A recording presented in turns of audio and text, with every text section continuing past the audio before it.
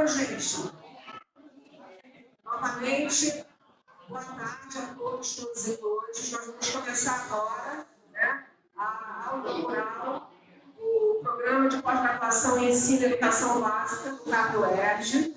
Eu sou a professora Maria Cristina, no momento coordenadora do programa. Nós temos o programa tem uma grande felicidade, uma grande honra para nós receber hoje a professora e pesquisadora Conceição Evaristo para a aula inaugural, a escrevivência em diálogo com a docência. A professora Conceição Evaristo é escritora, professora, pesquisadora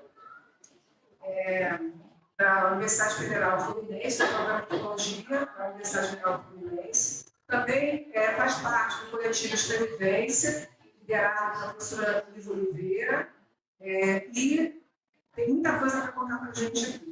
E para isso, a nossa aula inaugural, eu vou convidar a professora Mônica Oliveira, que é a nossa diretora, já está aqui, a professora Joneta Rapaião, que é docente do programa, também já está aqui, e a nossa querida Conceição Evaristo.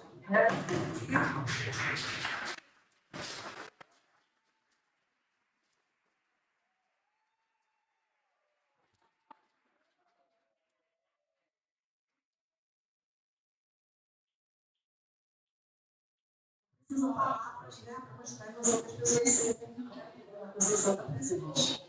Muito obrigada, Conceição, por estar com a gente nesse dia.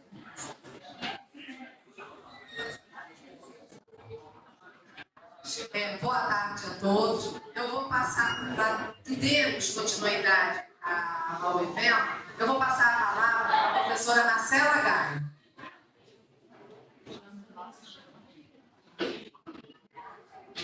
Boa tarde a todos e todas, boa tarde a todos da mesa, é um prazer ter todos vocês aqui conosco.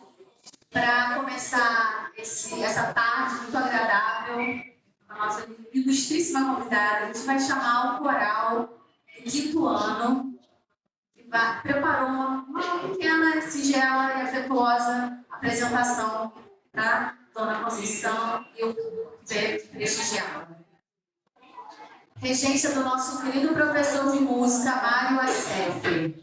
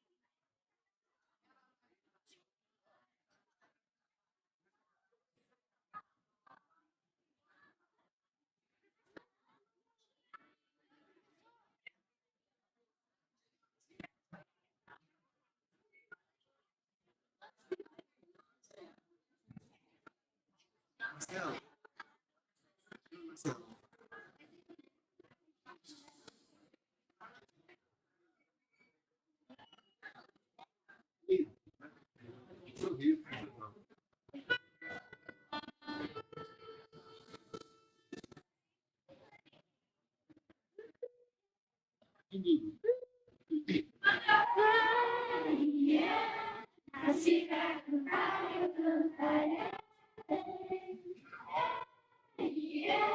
Nasci pra cantar, eu cantarei. Tipo uma espiga de cigarro. Onde eu chegar, alguém fala. Tipo uma espiga de cigarro. Onde eu chegar, alguém fala. Nasci pra cantar, eu cantarei. Nasci pra cantar, eu cantarei.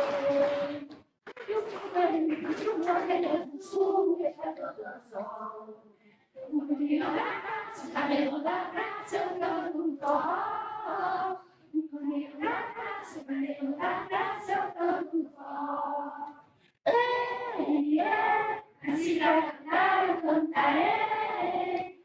Ei, nasci pra cantar, eu cantarei. Eu tipo uma sina de cigarro, onde eu chegar e pá. Nasci com uma sina de cigarro, onde eu chegar e pá. Nasci pra cantar, eu cantarei. Nasci pra cantar, eu cantarei. No Maranhão do Sul, deixa todo mundo.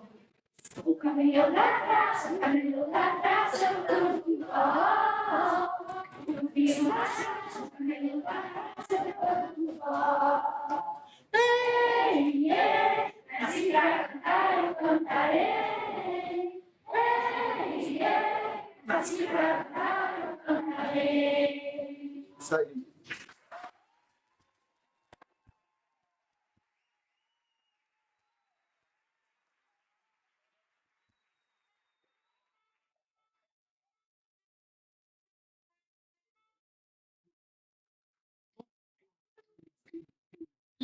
Não sei se eu estou virando, mas as coisas estão melhorando.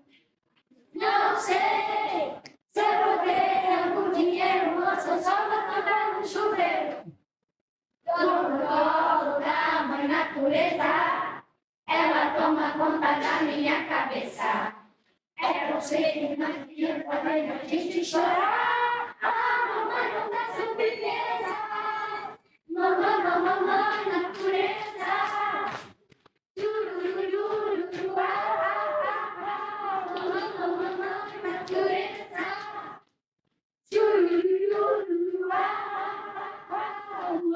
Mamãe, natureza.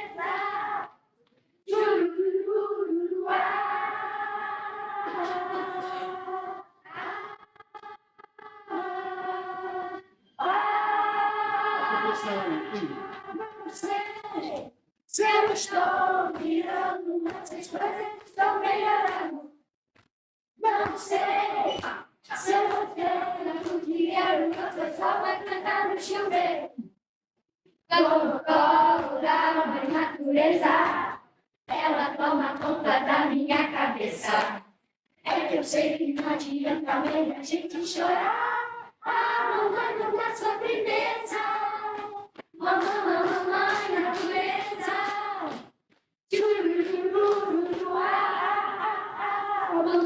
Mamãe, natureza.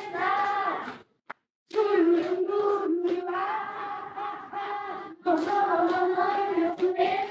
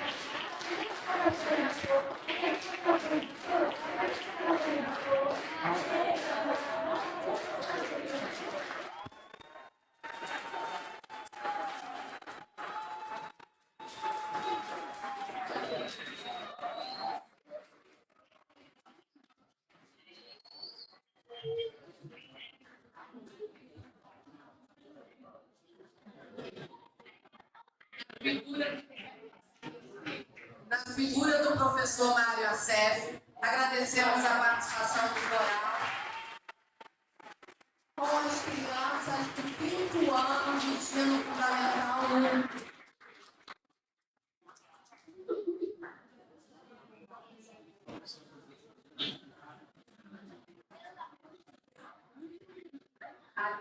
Sofia não veio, Marcelo. Sofia não veio. Não, aí a gente vai tá. E 3 crianças do 5º ano têm uma lembrança para entregar à professora Conceição Evaristo, que foi, mais uma vez, e ela é reiteradamente, tema de nossas aulas no Instituto de Aplicação Fernando Rodrigues da Silva. Oi. Você quer o coral? as crianças do coral e mais os 3 que estavam aqui. Cadê o Gabriel?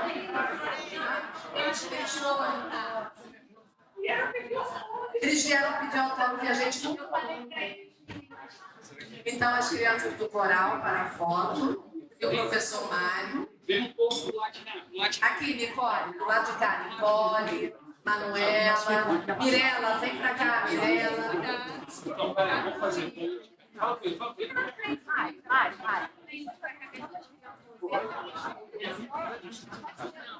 Vamos lá. Vocês aí, maravilha. Aí.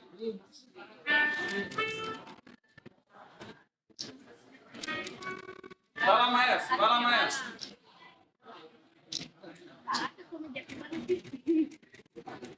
Muito obrigado.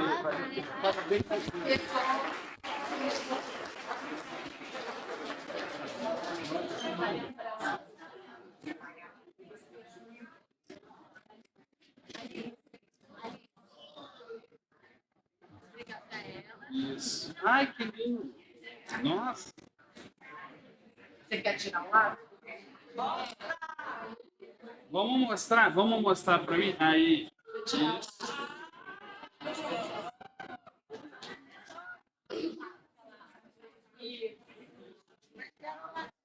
Vou guardar o lacinho.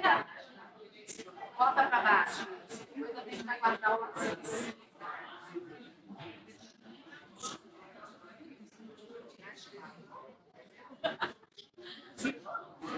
Maravilha. Aí, entra também. Deixa ela entrar. Chega um pouquinho pra cá. Aí, maravilha. Muito obrigado.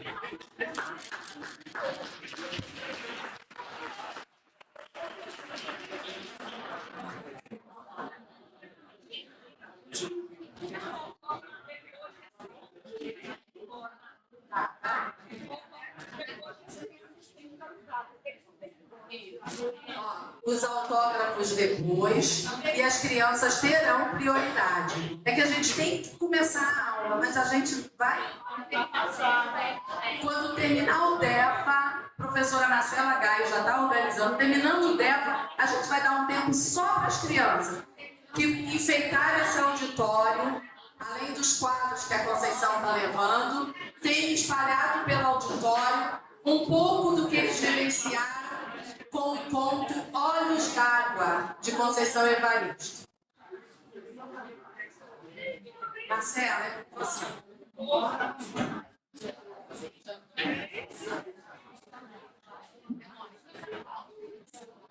Até os lados.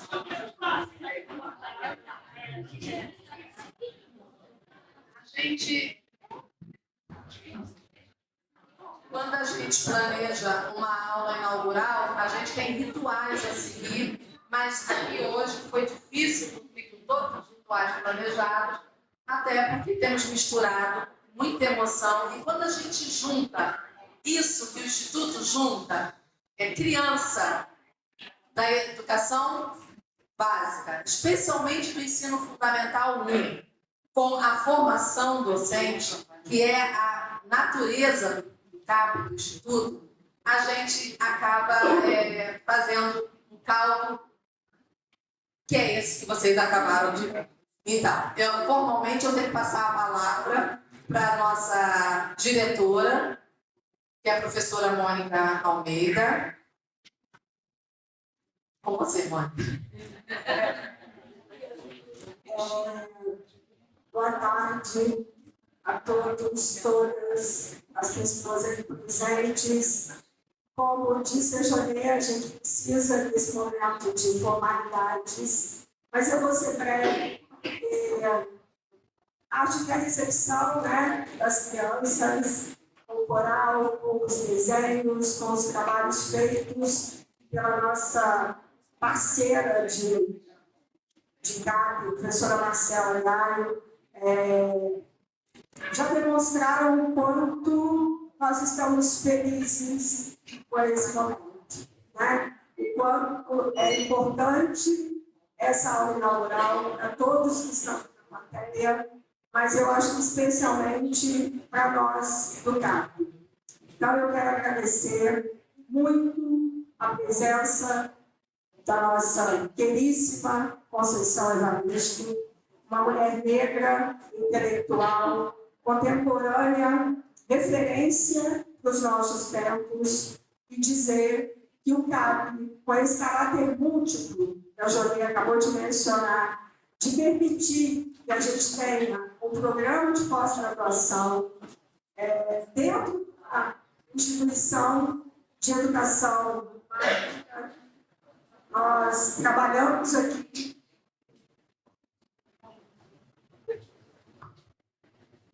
nós temos colocado a educação básica, a graduação e a pós-graduação.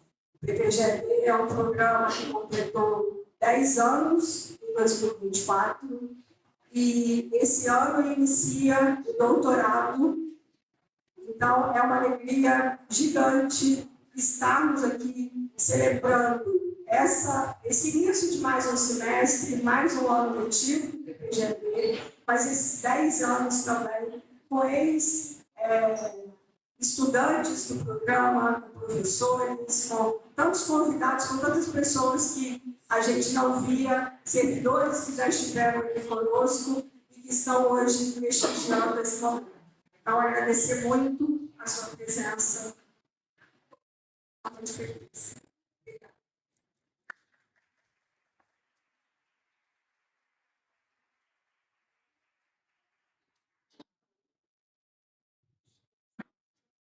Obrigada, professora Mônica. Muito obrigada. Eu vou falar 3 minutos, podem contar no relógio. E nesses 3 minutos, sendo breve, eu preciso primeiro apresentar o coletivo Escrevivência. Eu peço que a professora Luísa Oliveira, a professora Fátima Lima, Cecília Isidoro e Abraão Santos se levantem.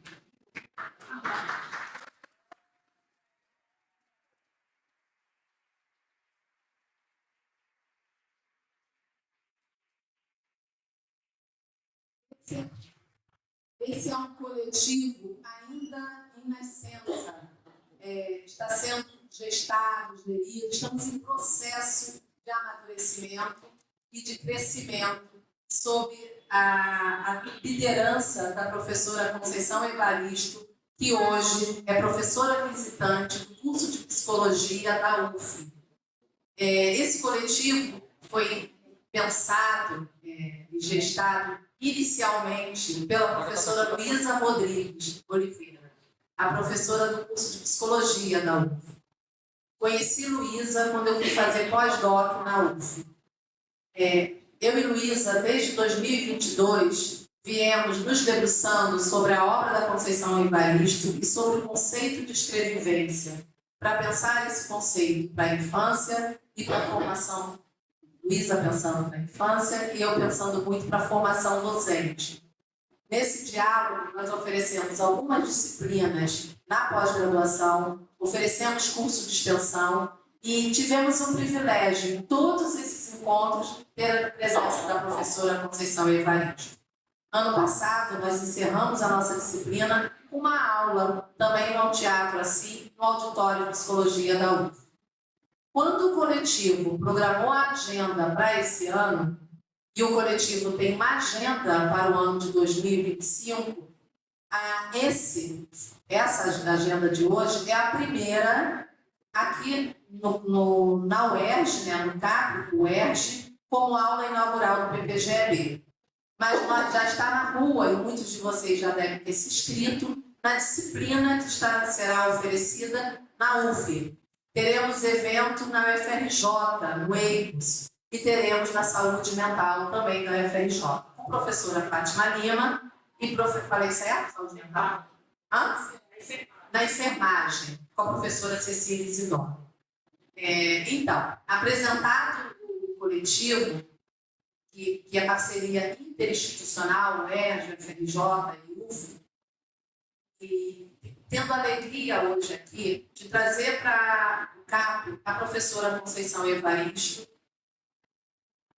que é, como a gente conversava hoje vindo para cá, professora também de formação e de atuação, professora primária. Conceição Evaristo é professora aposentada da rede municipal.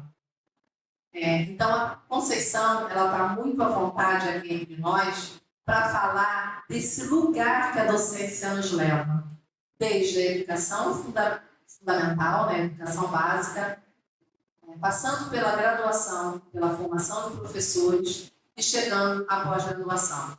A gente sabe, politicamente, o que isso representa na educação brasileira. A gente sabe o lugar da professora primária que vem sendo apagado a cada vez mais.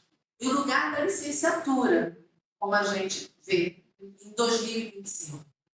Então, discutir escrevivência e docência, que é o nosso tema da aula inaugural hoje, se faz cada vez mais necessário e persistente e isso, né? Para terminar a minha fala, que era de 3 minutos, eu preciso lembrar, Conceição, eu acabei falando da professora primária e não falei dos outros títulos.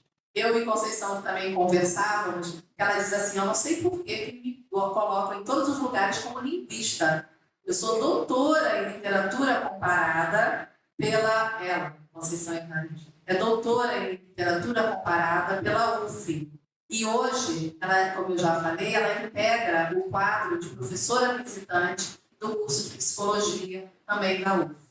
Então, essa figura docíssima, carinhosíssima, que afeta crianças, adultos e os um pouco mais velhos, que nós vamos ouvir um pouco aqui nessa tarde. Obrigada, Conceição Evaristo, por sua singela doação do seu tempo em estar conosco nessa tarde. Nós agradecemos. Agradecemos.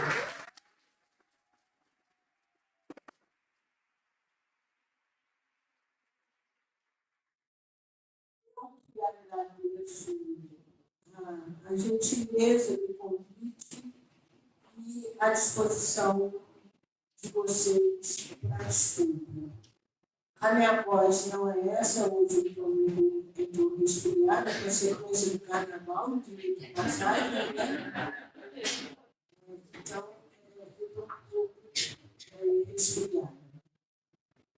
Eu queria começar agradecendo, agradeço o grupo de pesquisa que me convidou, mas eu queria fazer um agradecimento especial às crianças. Ao moral, ao professor, por quê? Ao professor Mário, por quê? Eu não sei cantar nem dançar, eu sou um fracasso, sou um último. E eu acho que a música e a dança são as artes mais completas, porque é uma arte que não precisa de tradução. Eu posso escutar alguém cantando alguma coisa em russo, posso escutar alguém cantando alguma coisa em tupi-guarani, não sei falar nenhuma dessas línguas, mas eu me sinto contaminada, porque tem o corpo, porque tem a voz. E a dança é a mesma coisa, eu gosto de me emocionar com o balé moderno do Senegal, como eu me emociono com toda aquela malemolência de uma porta-bandeira das nossas escolas de samba. Por quê? Pela presença do corpo. O corpo diz, o corpo significa. A escrita significa também, mas a escrita precisa da tradução. A escrita, ela tem alguns limites. Se a pessoa não souber ler, ela não acessa a escrita. Quando a escrita está em inglês, eu não acesso, porque eu não sei falar inglês. Então, eu acho que a arte mais completa é aquela arte que o corpo está presente.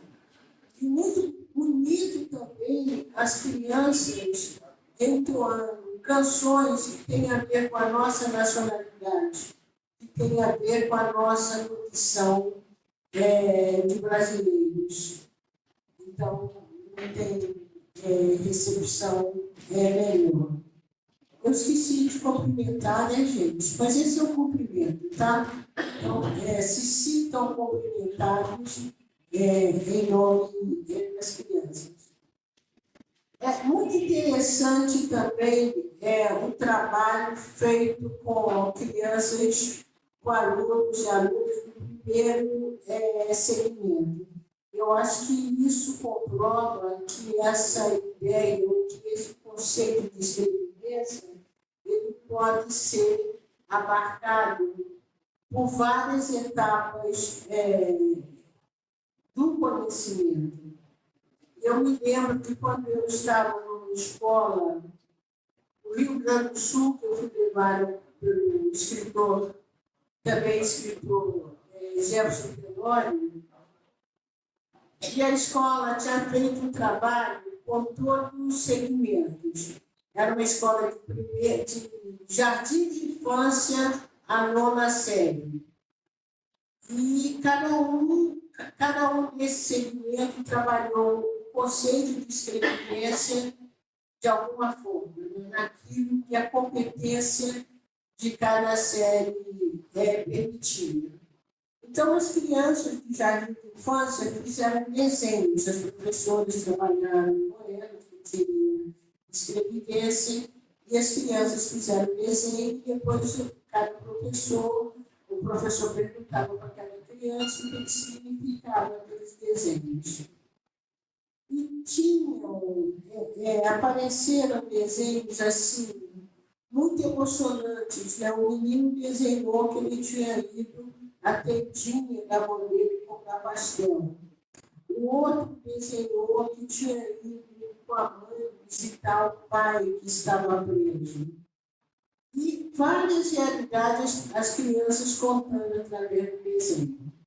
E quando eu cheguei na escola, a professora perguntou: quem sabe falar para a escritora o que é escrevivência? Todos eles levantaram a mão. Ele levantou a mão. E um deles, além de levantar a mão, foi logo dizendo: é a escrita de nós. Por isso que o livro que vocês acessam no Itaú sobre escrevivência, o título está Escrevivência, escrita de nós. E isso me emocionou muito pela percepção dessa criança. Porque essa é a ideia que a gente tem apontado o tempo todo para se afirmar, né, para esse conceito se afirmar como a escrita de nós. Fazendo parêntese, eu não comprometei a mesa, só estou trocada, tá, gente? Não comprometei a mesa. Muito obrigada por estar aqui, por fazer parte dessa mesa. Aliás, primeira também. Muito obrigada, tá? Eu acho que a gente vai fazer um bom trabalho, disposição, eu tenho. Muito obrigada a todas as pessoas presentes, professores, professoras. Tem pais aqui de alunos também? Só professores e professoras. Alguns são.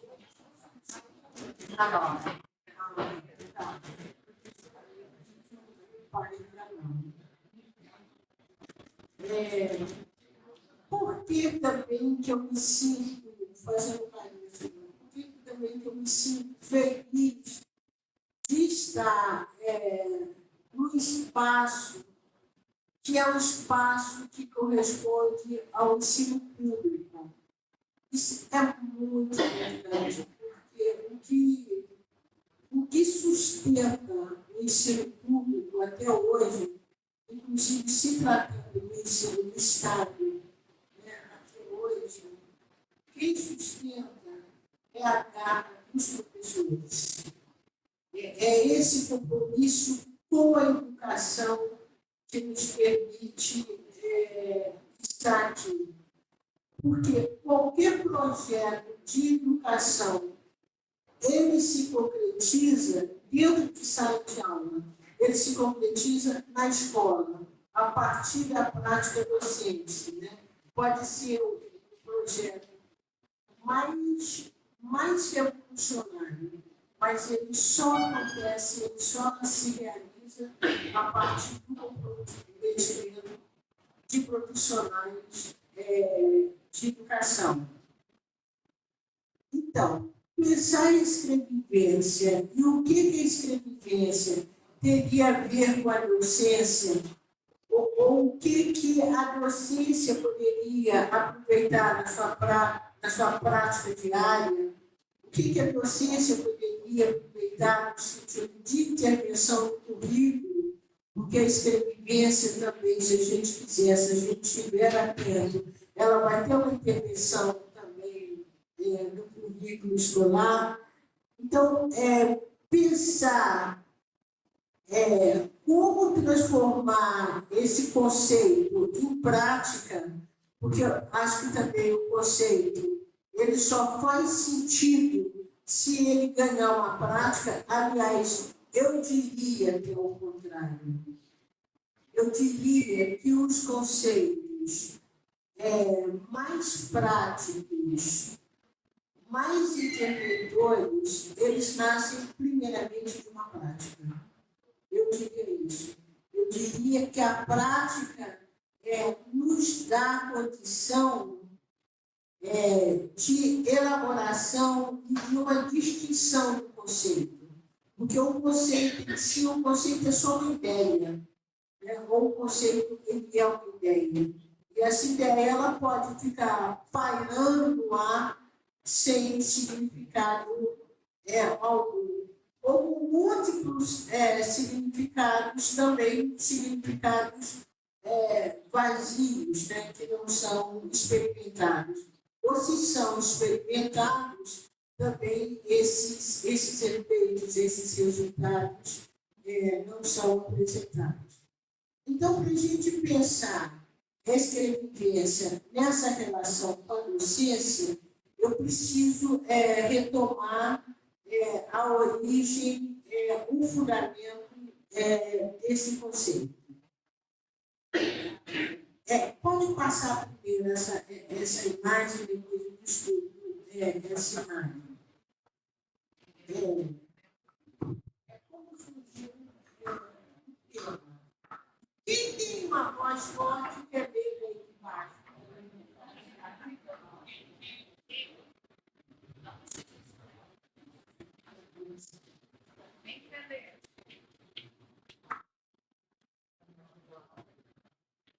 Ana. Então, os primeiros usos do termo. Apareceu na dissertação de mestrado, literatura negra, uma poética de nossa afro-brasilidade, ou brasilidade, eu tenho uma provocação aí, 1995. Escrever e escrevivendo pela memória da pele. Escreviver o corpo negro. Escreviver escrevivendo-se pela memória da pele. Se faz cantando o corpo negro na afirmação de uma identidade étnica. Pela memória da pele, escreve-se. Escrevivendo-se um corpo sujeito que busca o seu próprio pertencimento e se observa como dono de si próprio. A escrevivência do corpo negro é realizada não só pela apresentação física desse corpo em si. Obrigada, professora Fátima. Eu acho que eu vou ter que ficar um pouquinho de pé. Não, eu acho que eu tenho que levantar um pouco. Não, eu preciso levantar um pouco. É uma linha de professor que tem que ver o fundo da sala.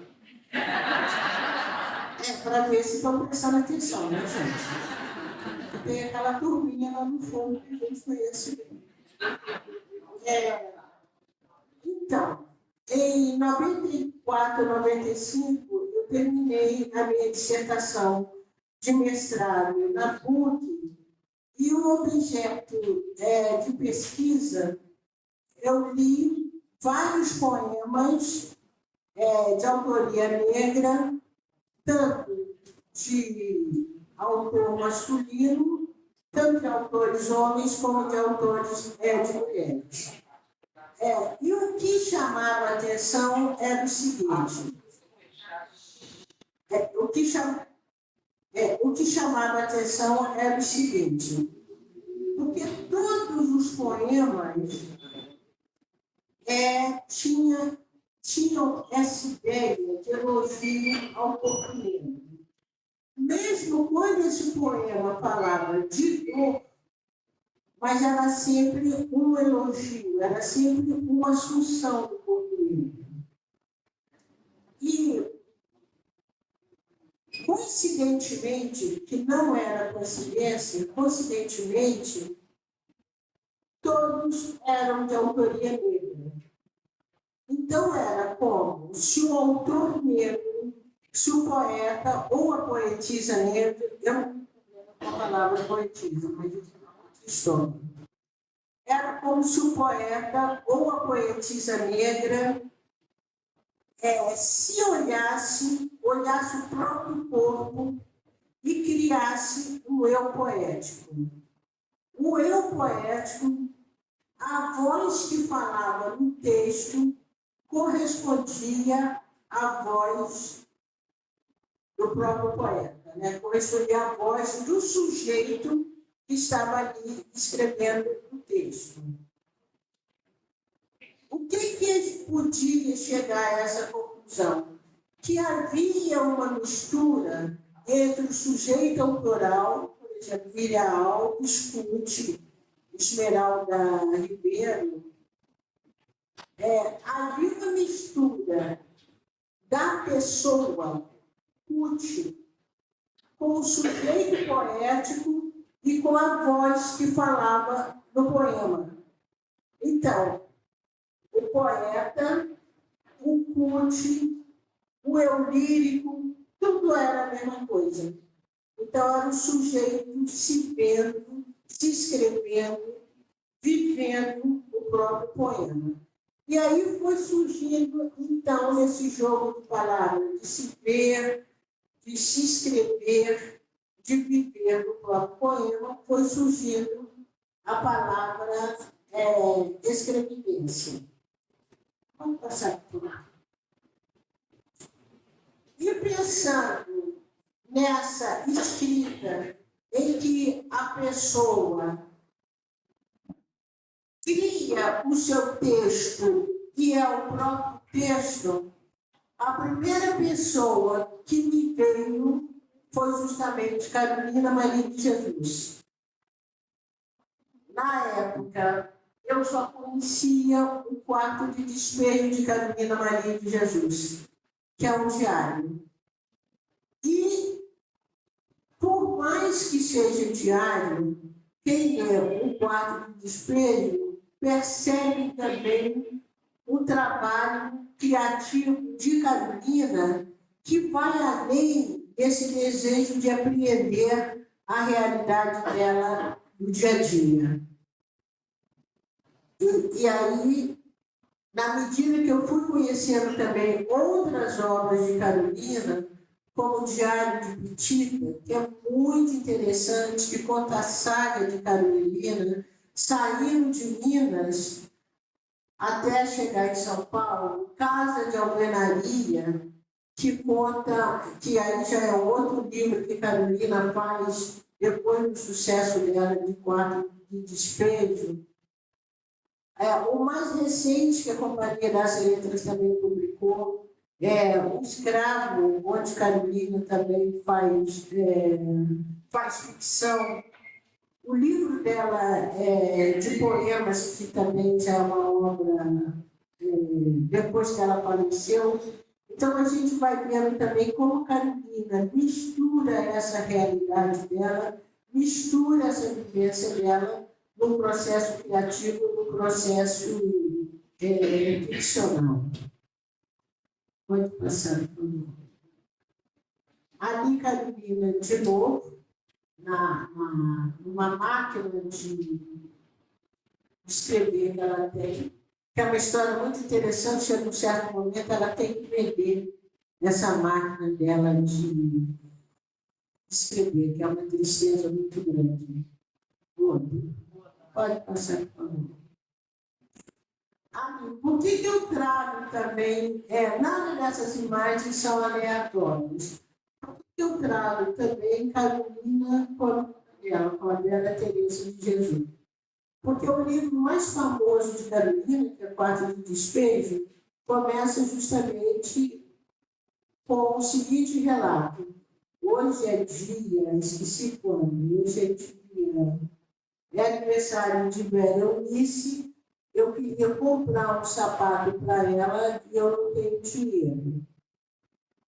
E foi um livro que eu li na minha juventude, e quando hoje eu tenho oportunidade, quando eu tive a oportunidade de conhecer Vera, eu não conheci Carolina pessoalmente, mas quando eu tive a oportunidade de conhecer Vera, Vera trabalhou conosco, é a coordenadora da equipe da editora que publica a obra de Carolina. Então, foi uma emoção muito grande pensar que eu li Carolina, li Vera através do relato da mãe dela, anos e anos depois, a Vera foi trabalhar com Vera. E também para trazer uma imagem que não é muito uma imagem que a sociedade faz das mulheres negras. É como se as mulheres negras não dessem carinho para os seus filhos. É como se as mulheres pobres não dessem carinho para os seus filhos. Quem lê Carolina Maria de Jesus e quem lê o relato de Vera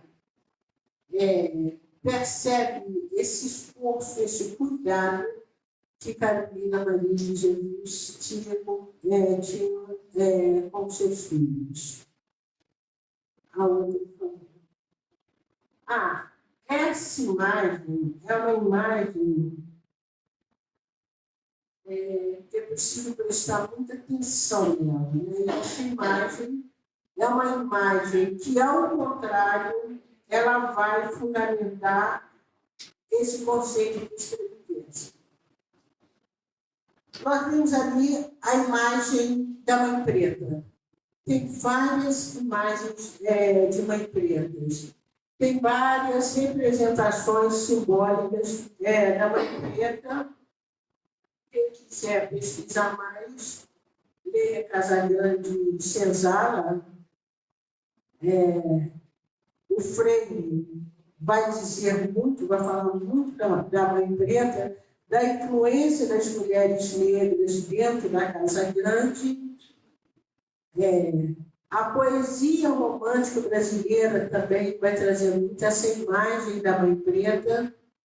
Poetas românticos vão falar da importância dessa mãe preta, vão falar, inclusive, com certo saudosismo, o que essas mães significaram na infância deles, né? Foram mães que contavam histórias, foram mães que deixavam os seus filhos para cuidar deles. Então, tem muita essa imagem dessa mãe benévola, né? Dessa mãe Marte.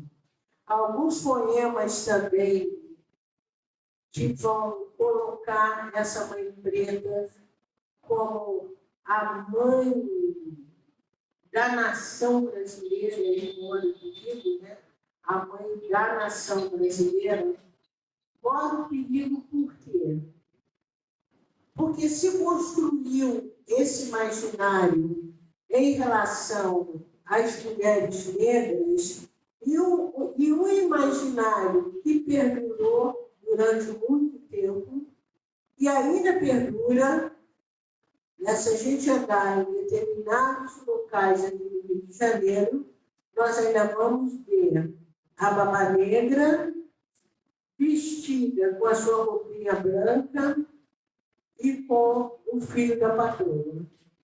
Não precisa da gente ir muito longe, né? Eu acabei de fazer uma viagem e uma das pessoas que estava conosco era a Mirtes, essa que desce para passear com o cachorro e a patroa abandona o menino de 5 anos dentro do elevador. E todo mundo sabe o desfecho da história. Então, essa imagem da mãe negra, abnegada, que cuida dos filhos da casa grande, e fica impossibilitada de cuidar dos seus, e essa imagem da abnegação faz com que muitas vezes é difícil a gente discutir a questão racial com brancos brasileiros. Porque eles vão dizer, não, eu não tenho racismo. Eu tive uma mãe preta, eu tive uma babá preta, e aí a gente pergunta, e daí? E daí? Politicamente, que lugar essa mãe preta, com toda a sua geração, as empregadas domésticas, as babás, politicamente, o que isso foi vantajoso, o que isso nos dá de direito na sociedade brasileira? Nada, nada. E eu, com meu jeito muito calmo, que não é tão calmo assim, que ele conhece de perto, sabe? Eu mesmo várias vezes recebo um elogio de pessoas brancas, até deixa eu botar um parênteses aqui. Há uns anos atrás, eu estava no restaurante Caçador, que todo mundo conhece aqui na Avenida Augusto Pena, na Praça Augusto Pena. E via, do outro lado, 2 mulheres brancas que olhavam para mim, olhavam, se emocionavam, olhavam, percebiam que eles estavam querendo se aproximar. E eu tinha saído de uma palestra, que provavelmente poderia ter sido até na UERJ mesmo, que era uma palestra por aqui, porque eu estava ali no Caçador. Eu, toda feliz, pensando, não, elas foram à minha palestra, gostaram tanto, querem tirar foto comigo. E toda feliz, me achando. Quando as duas se levantam, uma chega perto de mim e fala, eu posso te dar um abraço? Eu pensei, escutou minha palestra? Escutou. Só pode ser. Eu toda feliz. Falei, pode. A senhora vira para mim e fala assim, você parece tanto a minha babá, a mulher que me criou. Eu estava com outro amigo, que era um homem branco, que descobre a questão da diferença. Ele sendo branco, mas ele é um gay assumido, foi para os Estados Unidos, chegou nos Estados Unidos e descobriu que era latino. Então, ele começa a pensar nas diversidades no território brasileiro, inclusive uma que ele vivia. Ele perdeu o chão. Eu também perdi, porque de babá, de palestrante, no minuto eu virei a babá da moça. Não tem nenhum problema, porque eu já fui babá. Naquele momento, ou nesse momento, eu não sou babá mais. Aí eu fiquei sem graça, não soube o que falar. Aí ela, completando a fala dela, aí ela disse, eu amo a fulana de tal, falou o nome da fulana de tal. E hoje, ela não trabalha mais comigo, mas passa roupa na casa da minha filha. E os meus filhos ficam disputando comigo, com ela e com os filhos dela, de quem ela é mãe. Gente, eu escutei aquilo tudo, eu não consegui dizer nada. Eu não consegui dizer nada. Aí ela abraçou quem ela representava como mãe preta. E aí eu tenho dito, os meus filhos, eu escolho. Eu tenho uma porção de filhos, tenho uma porção de neto por aí agora. Agora acabei de criar mais uma.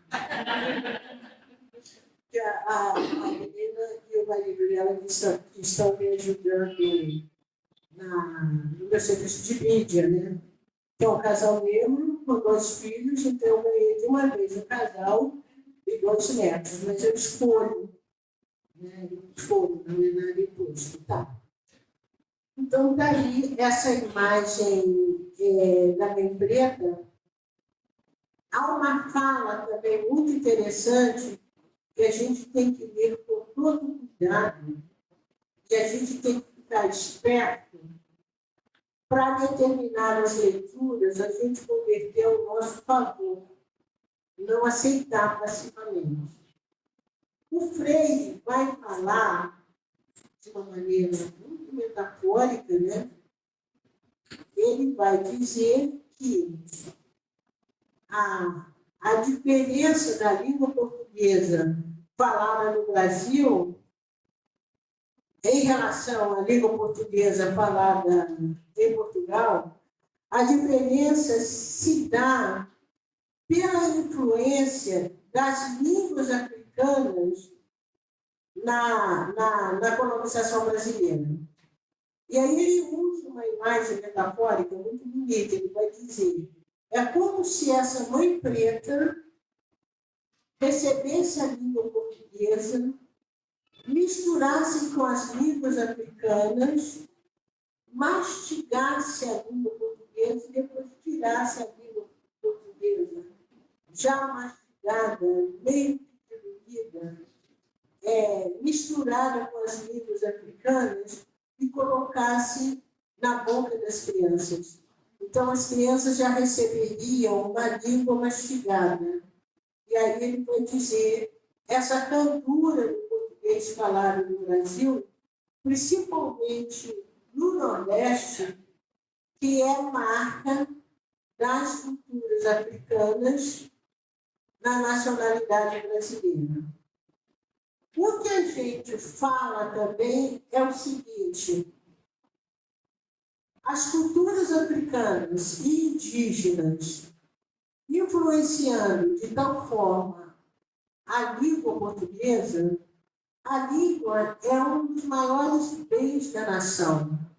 A língua marca também, é uma das marcas mais específicas da nação. Então, como o povo, ou povos que marcam tanto a nacionalidade brasileira, que marcam tanto a nossa diferença, como esse povo, politicamente, ao longo dos anos, que lugar é esse que esse povo tem na nação brasileira? Qual o lugar do sujeito indígena na nação brasileira? Qual o lugar do sujeito negro, dos descendentes de africanos na nação brasileira? E foram povos que marcaram a nossa nacionalidade. Outra coisa também para a gente pensar está também na raiz do fundamento daquilo que a gente pensa como escrevivência. A história é longa, tá, gente? Temos aqui a figura da Mãe Preta. Nós vamos encontrar poucos romances na literatura brasileira em que a mulher negra é representada, em que existe uma personagem negra como mãe. Vamos encontrar muito pouco. E as personagens mais emblemáticas da literatura brasileira, que atravessam o tempo e que são personagens negras, essas personagens são interrompidas. Essas personagens não têm prole. Eu gosto sempre de partir de um romance que marca muito, né, do naturalismo, a Luiz de Azevedo com Cortiço.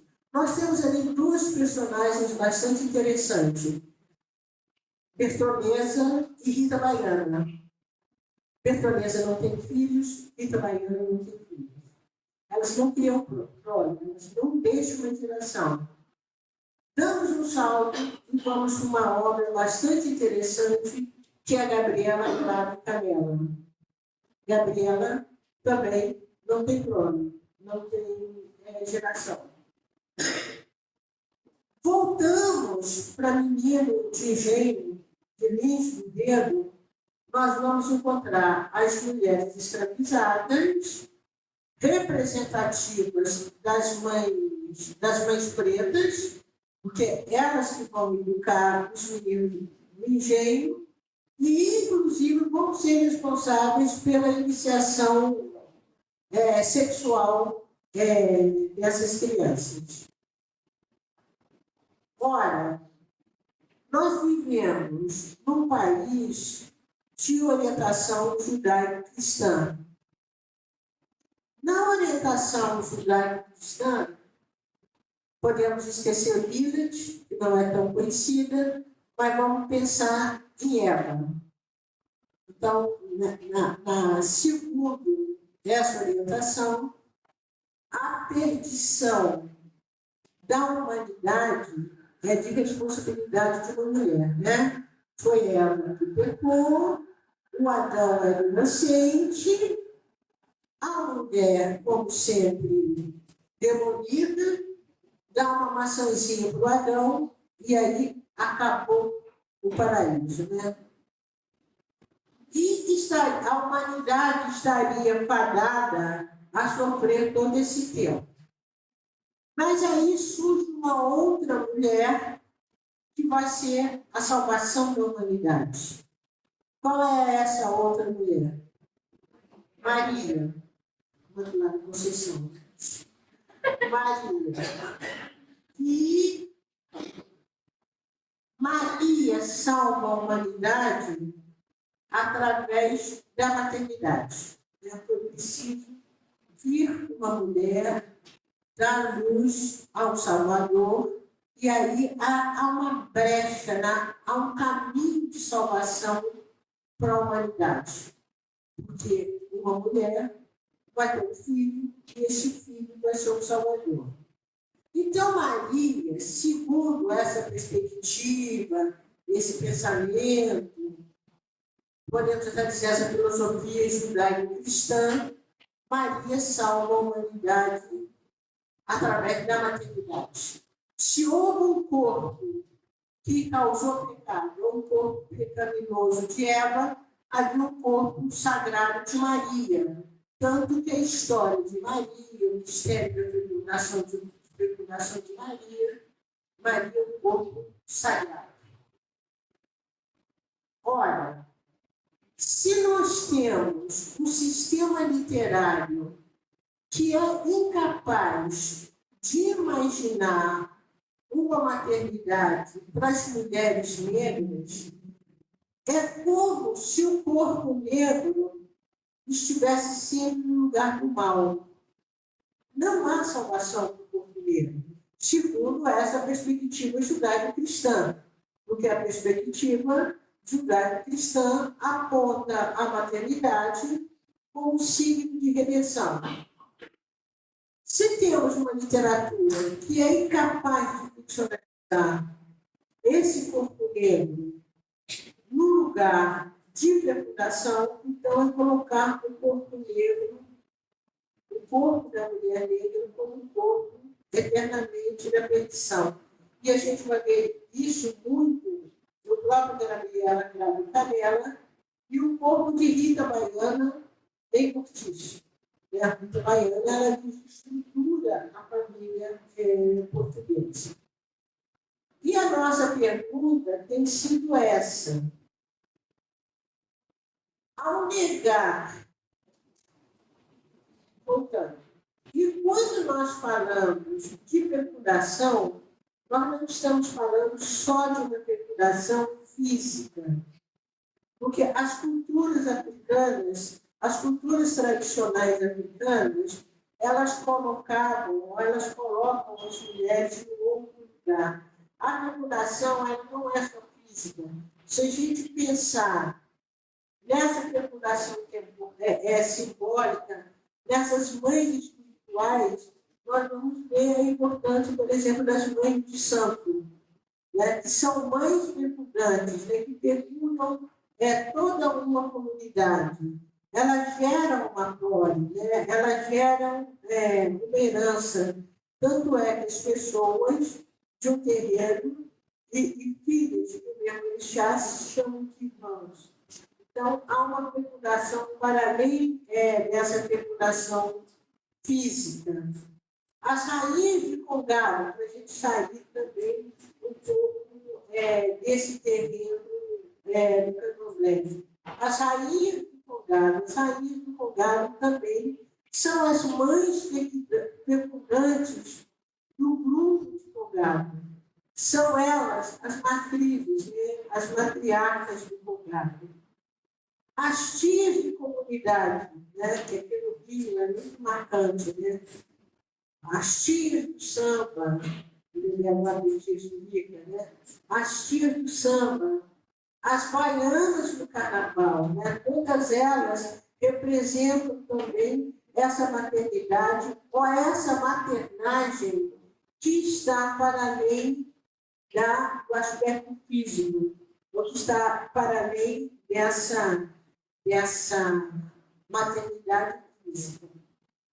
A nossa pergunta é o seguinte: assim como a história e ciência, ao tratar da história da nação brasileira, ela desconsidera muitos fatos relativos à saga dos africanos e seus descendentes do Brasil.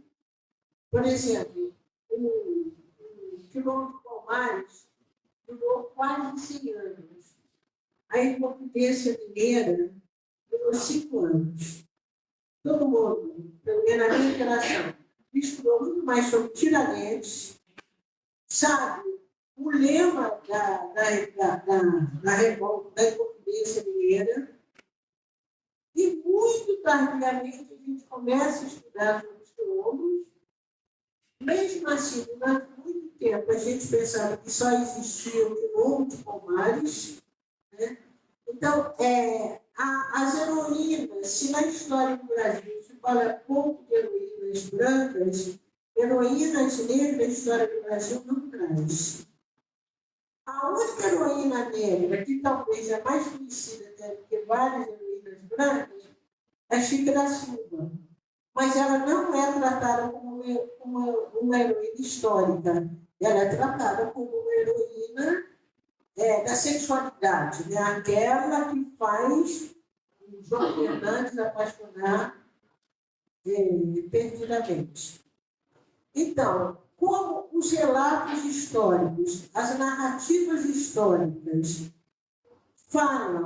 não falam da saga dos africanos e seus descendentes no Brasil, a literatura não conseguir ficcionalizar a mulher negra num processo de fecundação, seja físico ou simbólico, a nossa pergunta tem sido sempre essa: será que no nível do inconsciente, do recalcado, vocês que são da psicologia, né? Será que no nível do inconsciente, do recalcado, não há uma negação das matrizes africanas na nacionalidade brasileira? Aí fica essa pergunta. Por quê?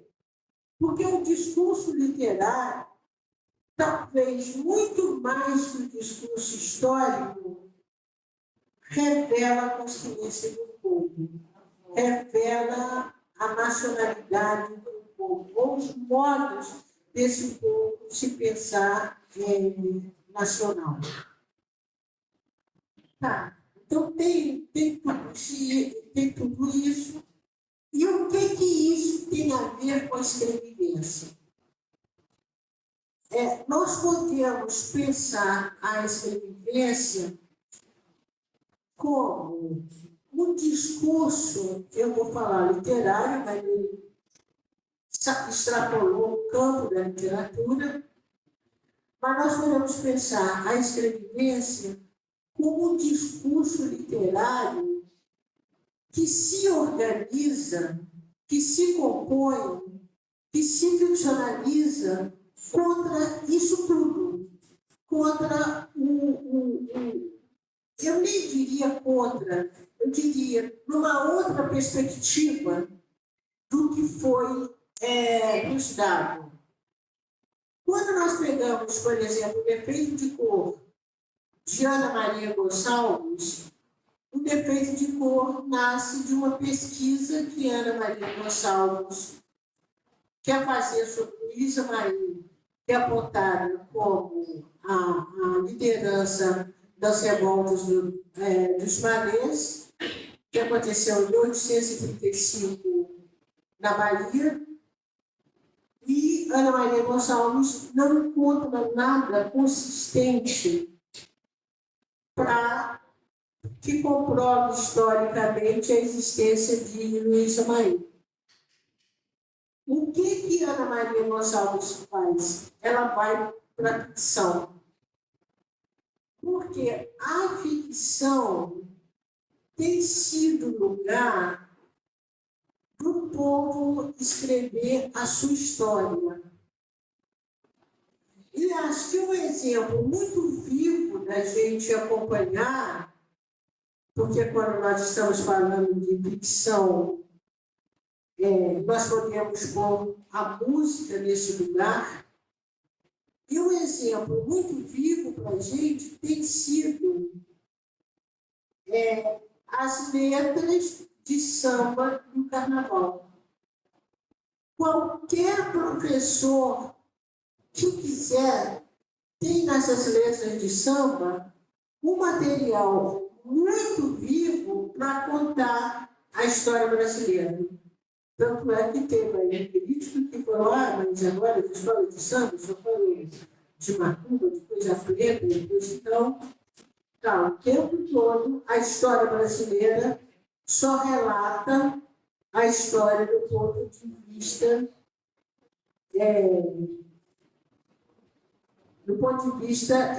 oficial. Uma história escrita, na maioria das vezes, por homens e por homens brancos. A nação brasileira conta a história dos sujeitos brancos. Então, quando começa um discurso que traz a nossa história, esse discurso torna-se incômodo. Então, voltando para a escrevivência. A escrevivência, e aí eu preciso muito afirmar isso, a escrevivência talvez seja, na crítica literária, eu falo da crítica literária, mas todo mundo sabe que esse conceito está sendo apropriado por outras áreas do conhecimento. Mas na crítica literária é um conceito que tem um fundamento histórico e também um fundamento ancestral. Isso precisa ser muito afirmado. Por quê? Porque tem surgido muitas perguntas. Uma pessoa branca, então, não pode fazer escrevivência? Pode. Vai lá, faz a sua escrevivência, vai ficar até bonitinho. Faz. Mas nós estamos falando de uma outra escrevivência. A escrevivência pode ser confundida com a escrita de si até um dado momento. Leia bem a escrita de si, depois venha ver o que nós estamos pensando sobre escrevivência, ou propondo como escrevivência. E aí, quando a gente diz que escrevivência é um conceito que nasce sobre outra perspectiva e é um conceito que tem um fundamento histórico, e aí tem uma frase que eu disse, acho que foi em 2007, não me lembro nada, a nossa escrevivência não é para adormecê-los na casa grande, e sim para acordá-los dos seus sonhos injustos. É muito isso. Se essa mulher escravizada dentro da casa grande tinha função de contar a história para adormecer essa criança que representa a prole colonizatória, A escrita das mulheres negras não tem essa obrigação, não quer essa obrigação, pelo contrário. Entende? Não é uma escrita para adormecer, é uma escrita justamente para incomodar, para provocar, para questionar, inclusive, a própria literatura brasileira, a partir do próprio uso da linguagem. Eu quero aprofundar isso no curso, a partir do próprio uso da linguagem, pensando como o português é apropriado pelas classes populares, né? Como Carolina Maria de Jesus se inscreve na literatura brasileira e como Geni Guimarães se inscreve na literatura brasileira, né?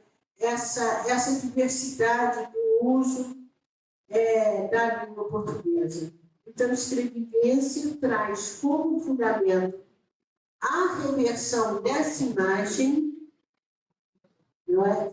De não ser uma escrita para adormecer a Casa Grande, e, ao mesmo tempo que ela traz a reversão dessa imagem, ela traz a potencialização dessa imagem. É como se essas vozes ancestrais, que tinham a obrigação de contar uma história, que tinham também essa voz embargada pelo próprio processo de escravização, porque era uma voz que cumpria também uma função escrava, porque quando ela estava ali contando a história para as crianças, quando as crianças para adormecer, não era escolha dela. Ela estava dentro de um processo de escravização também. Então, pensamos a escrevivência como um processo de reversão dessa história. E nesse processo de reversão também nós tomamos essas mulheres como aquelas que nos como aquela que nos potencializa a nossa voz. Então, a nossa voz, ela não nasce do nada, né? Ela nasce de uma experiência histórica, ela nasce de um processo histórico e ela nasce de um fundamento ancestral. Então, aí mora esses aspectos fundamentais, esses aspectos que fundamentam a escrevivência, que semantizam o sentido da escrevivência, são aspectos muito específicos que nascem dessa autoria negra.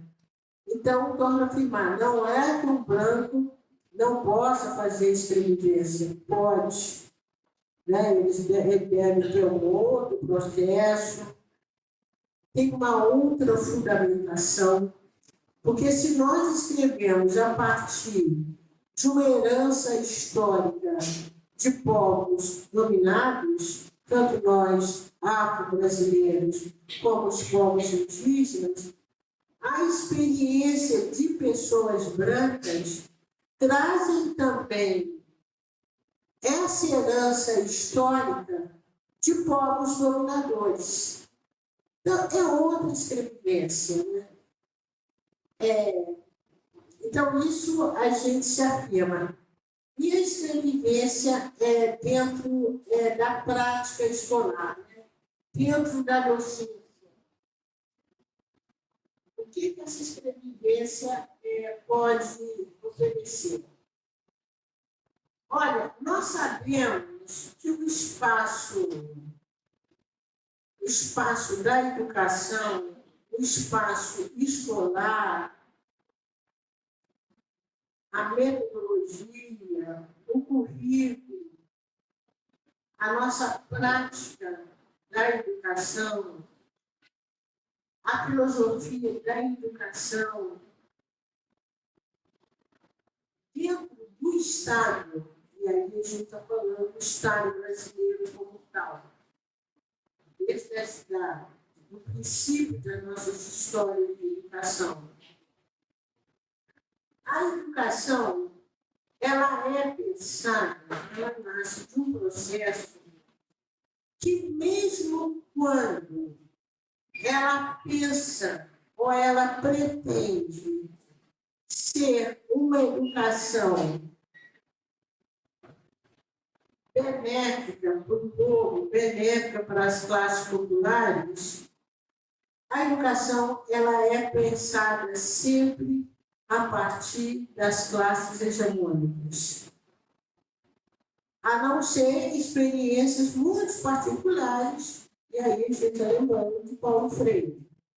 Né? Mas o processo, né? Quando o Estado pensa em educação, essa educação ela é pensada a partir das classes hegemônicas. E ela vai chegar ao lugar efetivo aonde a educação se realiza completamente, ela vai chegar na escola, ela vai chegar dentro da sala de aula, contaminada por essa postura hegemônica. Com todas as modificações que vêm acontecendo, com todas as reivindicações das classes populares, com as mudanças curriculares, com a Lei 10.000/63, que incorpora também as culturas indígenas, com todo esse processo que acontece há anos, a escola a educação ainda é um lugar que a pretensão maior é que o educando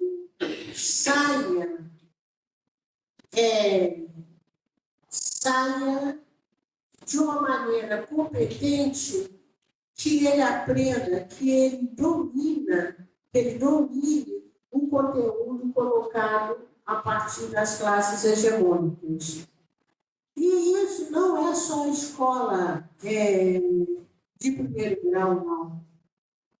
Os nossos cursos universitários, os nossos cursos de pós-graduação, são cursos ainda que a cultura que se pretende é uma cultura que é apontada como válida ou que é legitimada pelo olhar hegemônico, né? Pelo olhar de quem historicamente comandou a história da educação do país. Começando, né, pela dificuldade, né, de mudar o currículo, a coisa prática, pela dificuldade de se colocar, de mudar uma bibliografia dentro do golpe, outra vez, do ensino universitário, de mudar uma bibliografia, a dificuldade de encontrar professores orientadores que estejam dispostos a entrar numa pesquisa nova, que estejam dispostos a conhecer uma bibliografia nova. Ora, a escrevivência tomada sobre essa perspectiva, ela oferece essa possibilidade de mudança, porque ela prioriza ou ela aponta não só uma construção de texto, como uma construção de análise, como também uma didática a partir da perspectiva de povos, ou a partir da perspectiva de produção de saber, que foi sempre rechaçada pela academia. Então, talvez por isso, a escrevivência, pensar na escrevivência ou como conceito, ou como chave de leitura, ou como metodologia, ou como chave de escrita, talvez incomode tanto porque a academia não está acostumada, não reconhece essas epistemes nascidas através da perspectiva de um povo, ou nascidas através da perspectiva de mulheres negras, a academia não está acostumada a entender, a receber. Isso em todos os campos. Eu me lembro há muitos anos atrás também, a minha mãe escutando uma notícia, e aí era uma notícia que, acho que era a USP mesmo, um campo científico tinha descoberto e afirmava que hortelã, e aí eles davam o nome científico do hortelã, que hortelã era um remédio, tinha uma substância que era bom para verme. Vermífugos. E minha mãe, escutando essa notícia, aí a minha mãe falou assim, como menina, né? Uai, agora que eles sabem. Porque a vida inteira ela tinha tomado hortelã, chá de Santa Maria, chá de não sei o quê, para verme. E era esse remédio que ela dava para a gente na nossa infância. Então, foi preciso que se levasse anos de uma pesquisa no campo acadêmico legitimasse a hortelã como remédio bom para beber.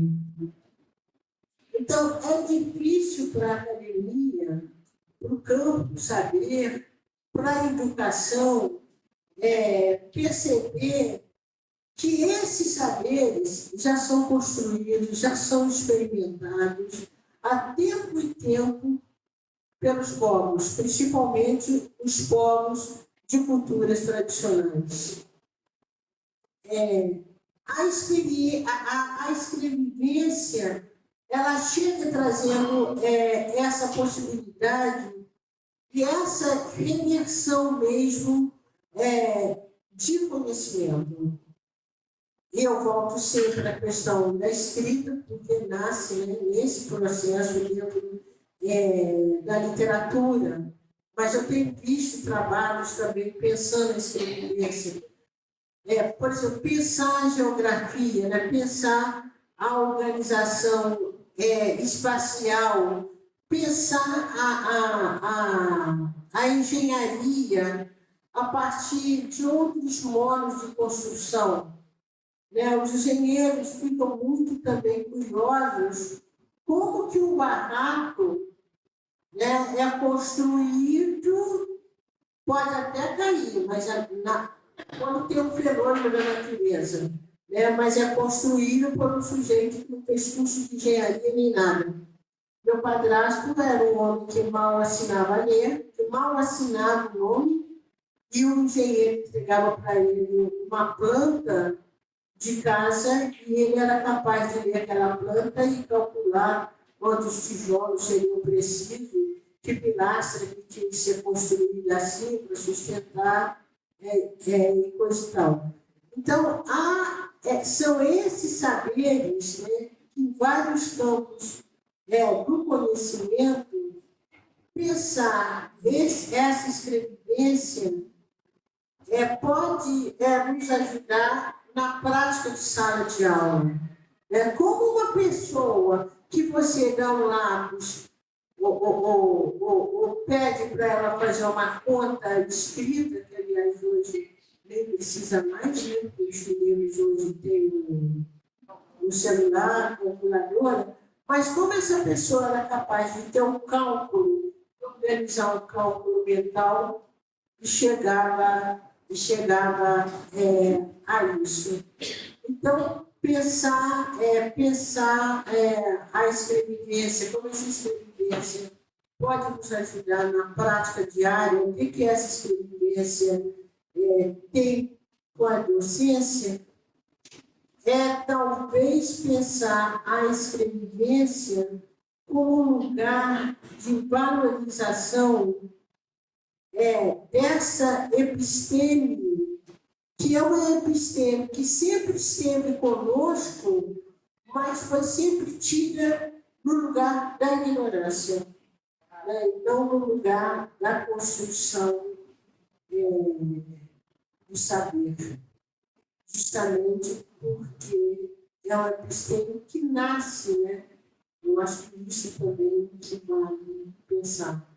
Ela nasce, primeiramente, de uma experimentação prática para depois virar uma teoria. Isso.